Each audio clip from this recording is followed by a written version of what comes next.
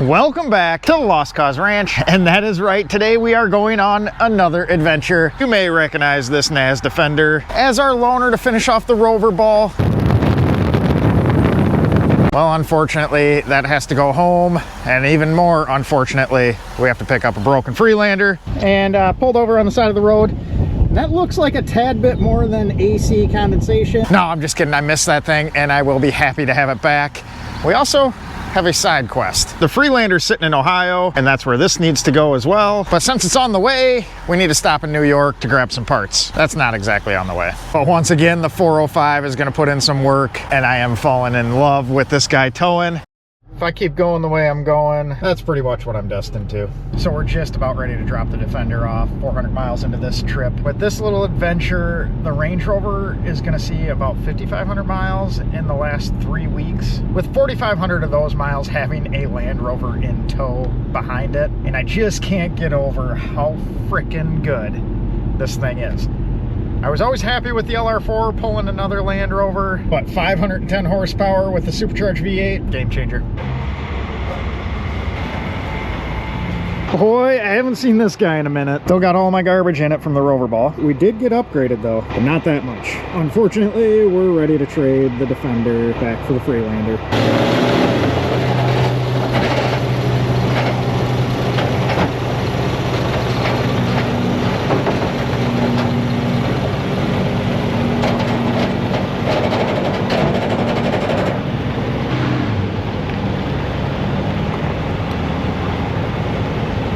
Not quite grabbing that just yet. And we're on the road again, but this time with an empty trailer. Left the Freelander in Ohio still. This kind of turned into a kill two birds with one stone trip. Well, by the looks of it, we've arrived at the right place. What in the Wile E. Coyote is that?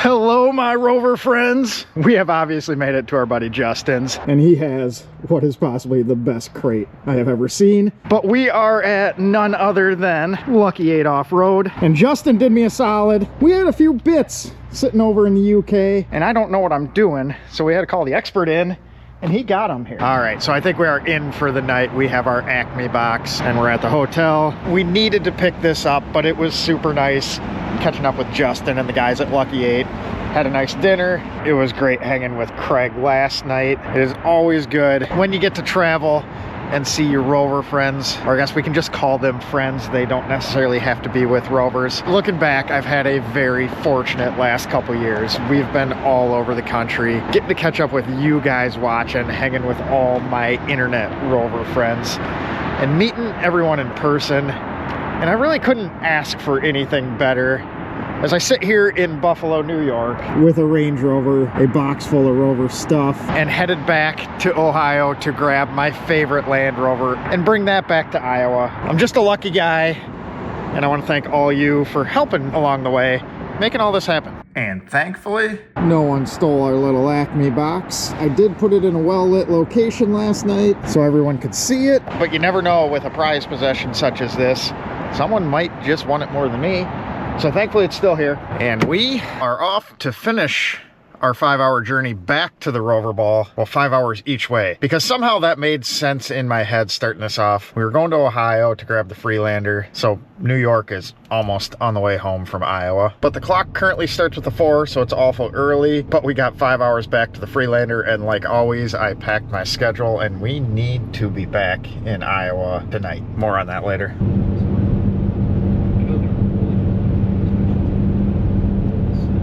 And we are back with our little buddy here. I swear this all makes sense in my head. Iowa to Ohio to drop the Defender off to get the Freelander. And since New York's on the way home from Ohio, we went there. It's really not, but one trip. We do need to rearrange this though.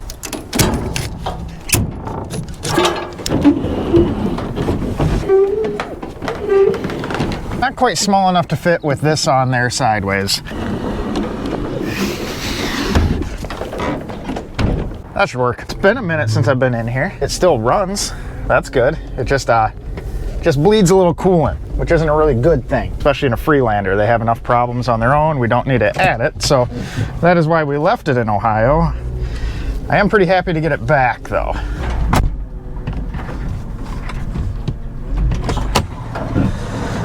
And the expert camera person I am forgot to move the camera, and you didn't even get to see anything. And I'm on my glove. Now we gotta back up.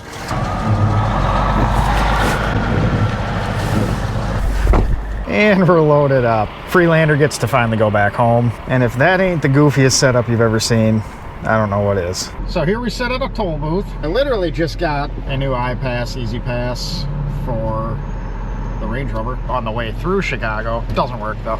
That's pretty swell. This is fun. Apparently people ran into each other up there. I guess at least if I'm sitting stuck in traffic, at least we're in a place where I gotta sit and watch all the jets come into here. See, I'm not the only one out here using a Land Rover properly, you know, as a tow rig. And another freaking gas station. This leg of the trip with the Acme box sideways, which as it turns out isn't the most aerodynamically efficient way to do it, has been painful. Like mid single digit MPG painful.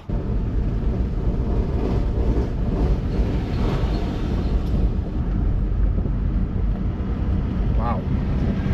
And after 4 months, the Freelander is finally back home. And to be honest, as much as I loved having the Defender around, I do really miss my Freelander. It is one of the coolest little things ever. Now it's time to figure out what the heck is going on with it. We're still dripping some coolant. Good news is it still runs, so we have that going for us. Bad news, the crate is apparently only rated to 78 miles an hour. We had to secure it a little bit on the way home. Apparently, some of the British must be allergic to screws, so this particular crate used as few as possible. No, when they put that together, it was intended to go into a shipping container, not intended to be behind a Range Rover at 85 miles an hour on the highway in the United States. And speaking of being behind a Range Rover, look at that setup. I still can't get over it. I'm so happy the guys at Lucky 8 painted up the crate. There's nothing better than making people laugh going down the highway.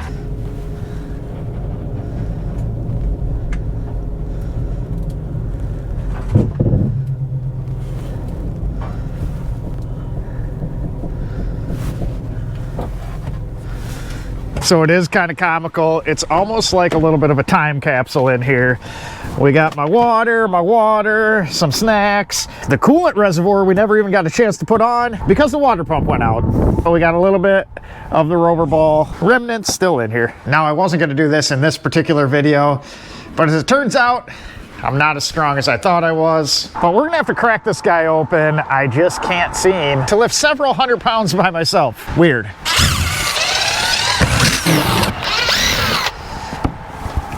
Ooh, sneak peek.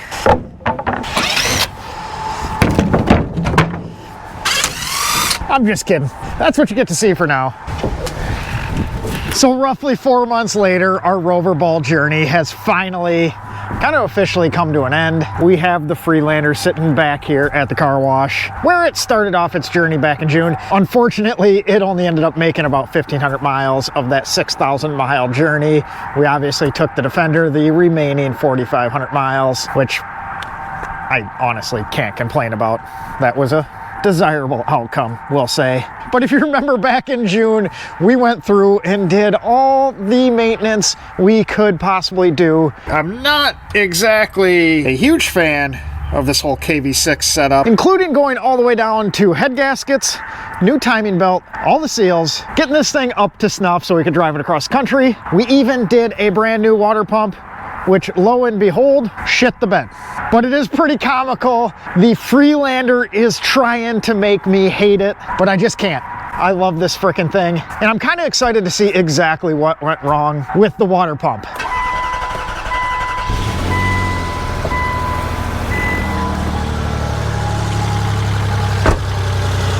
I mean, the thing still runs fantastic, and for sitting for 4 months, it's nice and quiet. So the new lifters obviously did their job, and it's also currently not leaking coolant like it did in Ohio. So we're gonna have to dive back into this thing, which means dealing with what is possibly the stupidest engine mount ever. Once again, this is the mount that goes there. Then we also have another mount that goes there for the dual mount.